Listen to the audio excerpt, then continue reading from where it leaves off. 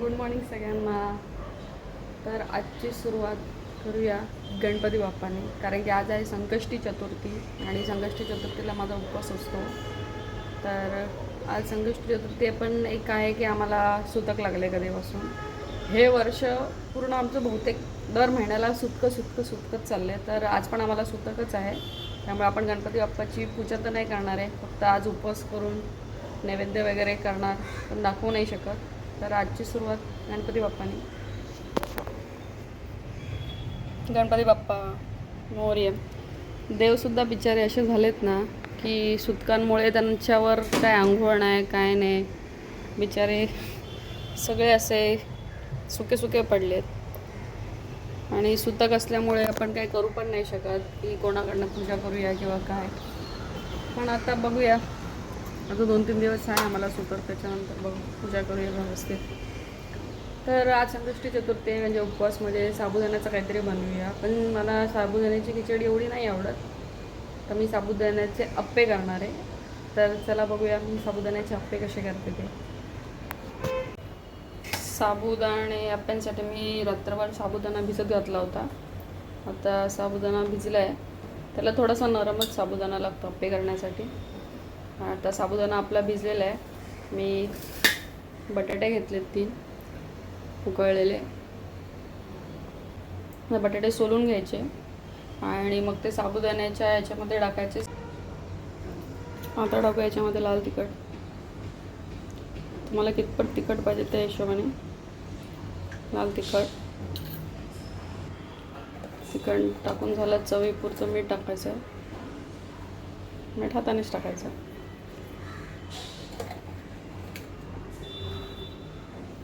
शेंगदाण्याचं कूट टाकायचं. भाजलेल्या शेंगदाण्याचं कूट घेतलं मी इथे, ते बाइंडिंगसाठी असतं. जसा बटाटा आहे, तुम्हाला किती आवडतं त्याप्रमाणे टाका शेंगदाण्याचं कूट टाकून झालं. आता हे मिक्स करायचं.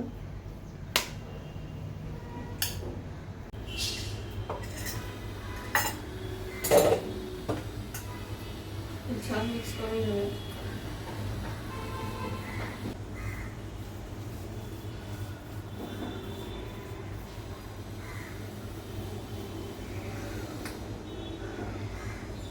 मिक्स केल्यानंतर हे असं दिसेल. त्याचे छोटे गोळे करून आप्पे पात्रांवर लावूया. आता मी आप्पे पात्र ठेवलं, गॅस चालू करतो. त्या आप्पे पात्रांमध्ये फक्त थोडं तेल टाकायचं आहे, एक थेंब.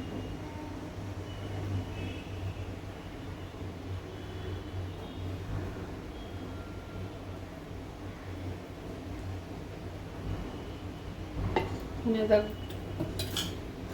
गोळे करायचे त्याचे, आपलं जे सारण आहे त्याचं, आणि ते टाकायचं.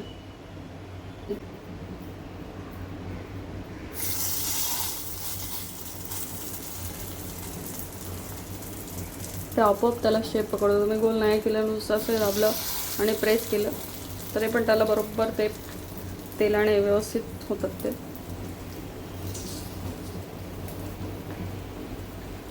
हे खायला खूप छान लागतात, तेलकट नसतात, त्यामुळे बरे पडतात.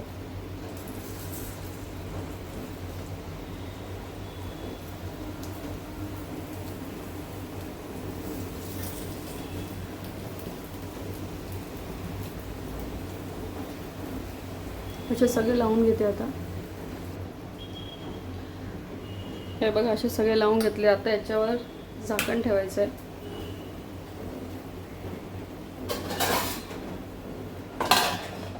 आणि 5 ते 7 मिनटं होऊ द्यायचं. तो उघडून बघूया.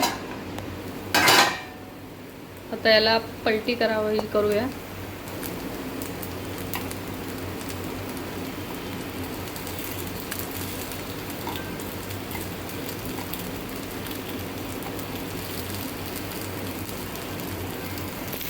हे मी सगळे पलटी करून घेतलेत.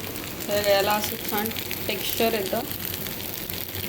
जसे वडे ठेवतो तसंच आहे, फक्त याला तेल कमी लागतं. आता परत आपण झाकण ठेवूया आणि दुसऱ्या बाजूने होऊ देऊया. तो आप्पे होतात तोपर्यंत आपण त्याची चटणी करून घेऊया. जशी साबुदाणा वड्याला आपण चटणी करतो ना, शेंगदाणे, खोबरं, ते वाटून घ्यायचं. हिरवी मिरची, बस बाकी काय नाही, काय उपवास आहे त्यामुळे दुसरा काही चालला नाही. मी कोथिंबीर नाही खात उपवासाची. उघडून घेऊया. आपले आप्पे झाले असते. वाफ निघते. आपले आप्पे झालेत. आता गॅस बंद करूया. चटणी पण झाली आहे. आता आप्पे पण झाले, चटणी पण झाली आहे. तर जीतला नाश्ता पण देऊया, त्याचा नाश्ता पण होईल आणि मला पण दुपारी उपवासाला होती. गरमागरम. हा बघा आळशीराम. बेडवर कोणी खातं का जी? अशी रोज रोज नसते सुट्टी मिळत. हो, रोज रोज सुट्टी द्यायला काय ते शाळेवाले मूर्ख नाही आहेत. खाऊन घे चल, खा आणि मला सांग कसं झालंय ते.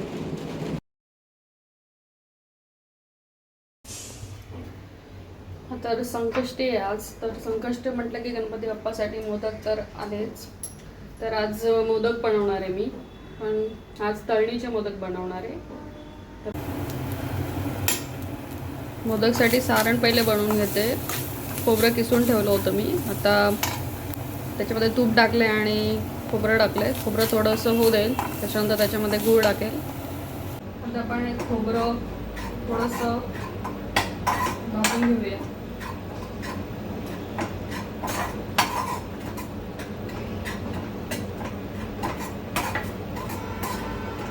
खोबरं थोडंसं नरम झालं, नरम मीन्स थोडं आकसलं की त्याच्यामध्ये गूळ टाकला.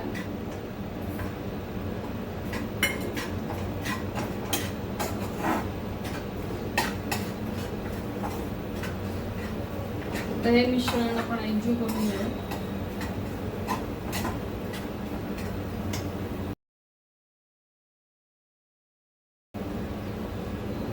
गणपती बाप्पासाठी मोदक करता करता आत्ताच मी बघितलं की माझे 100 सबस्क्रायबर पूर्ण झाले. थँक्यू सो मच सगळ्यांना ज्यांनी माझ्या चॅनलला सबस्क्राईब केलं.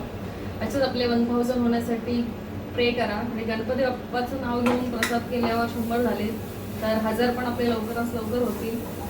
तर बघा, प्रयत्न करा आणि 1000 होऊच्या पुढे असंच आपली जर्नी चालू ठेवू. मग आपण हे बघा, आपलं सारण तयार आहे. आता आपण याच्यामध्ये वेलची पूड टाकू.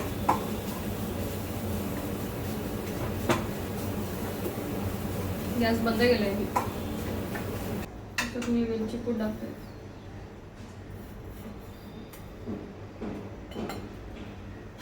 मिक्स करून घेऊया.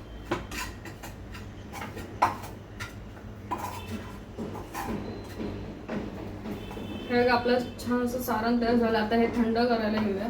तोपर्यंत आपण पीठ मळून घेऊया. तर असं आपल्याला हे करायचं आहे, पीठ भिजवून घ्यायचं. त्यासाठी मी इथे मैदा घेते. मला किती मोदक करायचे, मी 11 मोदक करते. तो मैदा घेतलाय. मैद्यामध्ये थोडासा रवा, कारण ते कुरकुरीत व्हायला पाहिजे म्हणून.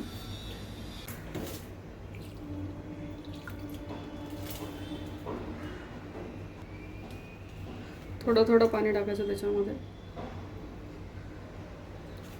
मी त्याचा घट्ट गोळा बनवून घेते. मी पीठ मळून घेतलेलं आहे.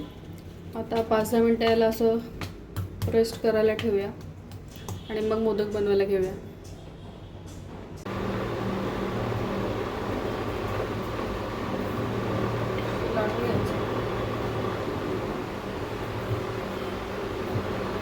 जास्त जाड पण नाही करायची आणि जास्त बारीक पण नाही करायची, नाहीतर मग ते सारण पाठवून बाहेर येईल.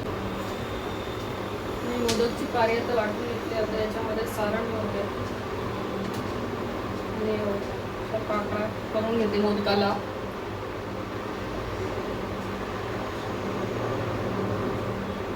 छान पाकळ्या करून घ्यायच्या मोदकाला आणि असं करत पाकळ्या बंद करायच्या आणि छान असं मोदकाला आकार द्यायचा.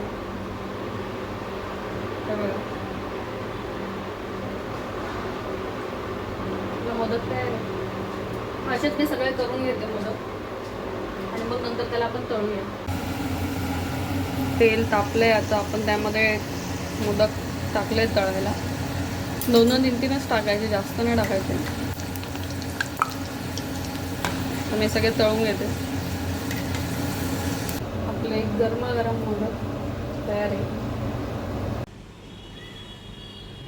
बाप्पासाठी मोदक आणि व्हेज थाळी बनवली आहे. त्याच्यामध्ये आहे पुरी, कुरडई, पापड, बटाट्याची भजी, छोले, मटकीची भाजी आणि मसाले भात. तर बाप्पासाठी सगळं नैवेद्य तर तयार आहे, पण बाप्पाला नैवेद्य नाही दाखवायचं आहे आम्हाला, सुतक असल्यामुळे.